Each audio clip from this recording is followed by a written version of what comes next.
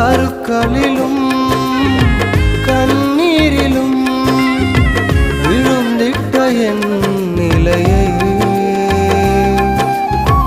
துன்பங்களை கண்ட நாட்களுக்கு சரியாக என்னை மகிழச் செய்தேன்.